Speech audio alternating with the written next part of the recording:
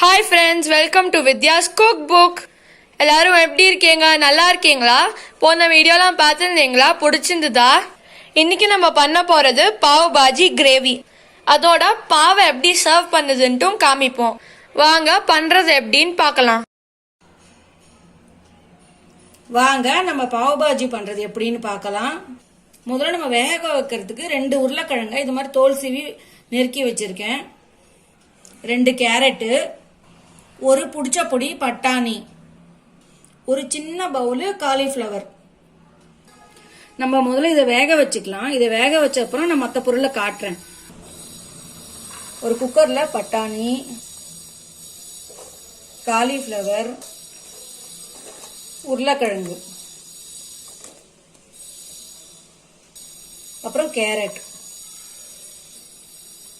இதுல கொஞ்சமா தண்ணி விட்டுருக்கேன். இதெல்லாம் நம்மளுக்கு ஒரு விசில் வர வரைக்கும் நம்ம இதை குக் பண்ணலாம்.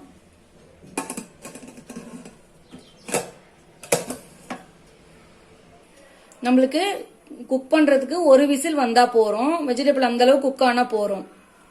அது நம்மளுக்கு குக் ஆயிட்டு இருக்கு. அதுக்குள்ள நம்ம மற்ற பொருள் என்னென்னு பார்த்துப்போம். 2 பெரிய வெங்காயம் எடுத்திருக்கேன். இங்க பாருங்க, இது மாதிரி பொடி பொடியா நறுக்கி இருக்கேன். ஒரு குடமிளகா, 4 தக்காளியே நறுக்கி வச்சிருக்கேன். இது மாதிரி அரை மூடி லெமன்,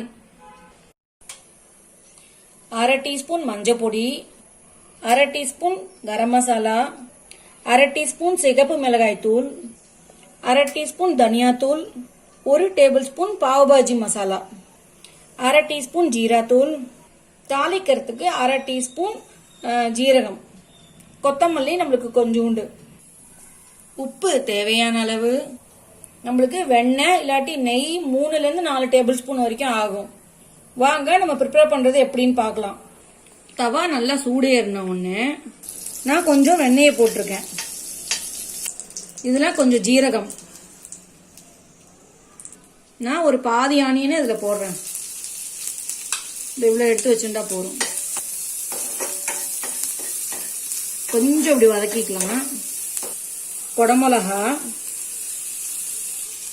நம்ம இதையும் கொஞ்சம் வதக்கிப்போம். இப்போ நம்ம தக்காளியை போடலாம். இதுவும் நல்லா நம்ம வதக்கிக்கலாம்.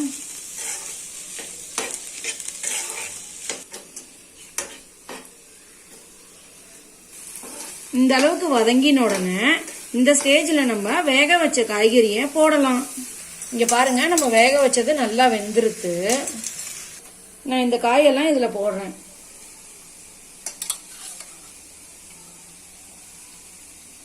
நம்ம காயெல்லாம் போட்ட உடனே ஒரு ஸ்மாஷ் பண்ணிப்போம் நல்லா.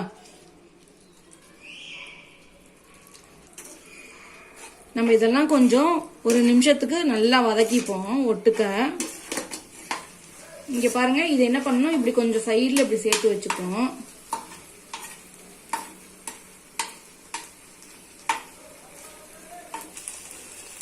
இந்த ஹோல் பண்ணி வச்சிருக்கோம் இல்லையா, அதுல கொஞ்சம் பட்டர், மிச்சம் வச்சிருக்கிற வெங்காயம், மஞ்சள் பொடி, கரம் மசாலா, சிகப்பு மிளகாய் தூள், தனியா தூள், ஜீரா தூள், பாவ் பாஜி மசாலா,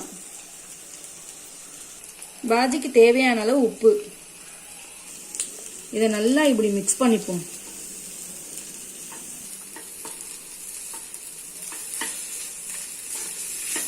இப்படி எல்லாத்தையும் சேர்த்து ஒன்னா வதக்கிடலாம்.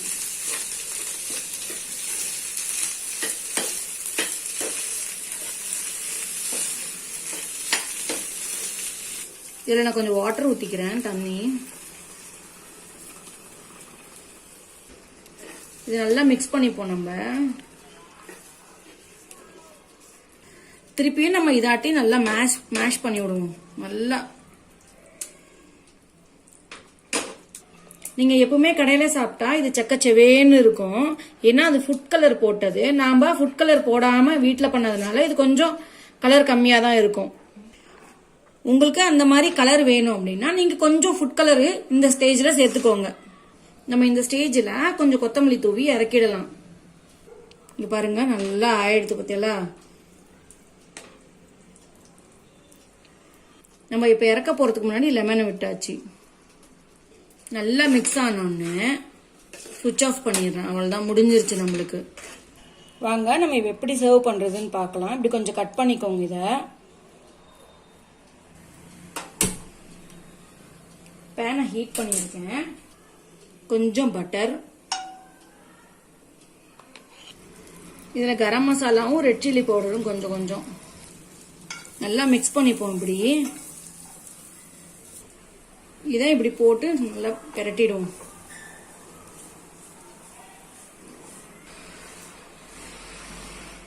நான் பன்னு வச்சிருக்கேன், கிரேவி வச்சிருக்கேன். இதில் கொஞ்சம் கொத்தமல்லி, ஆனியனும் கேரட்டும் மிக்ஸ் பண்ணது இது. இதோட கொஞ்சம் வெங்காயம், அரை மூடி லெமன். தேங்க்யூ ஃப்ரெண்ட்ஸ், இந்த வீடியோவை பார்த்ததுக்கு. எவ்வளோ நல்லா இருக்குன்னு பாருங்க. இப்போ சாப்பிடணும் போல இருக்கு எனக்கு. லைக், ஷேர், அப்புறம் சப்ஸ்கிரைப் பண்ண மறந்துடாதீங்க. பாய் பாய். தேங்க்யூ ஃபார் வாட்சிங்.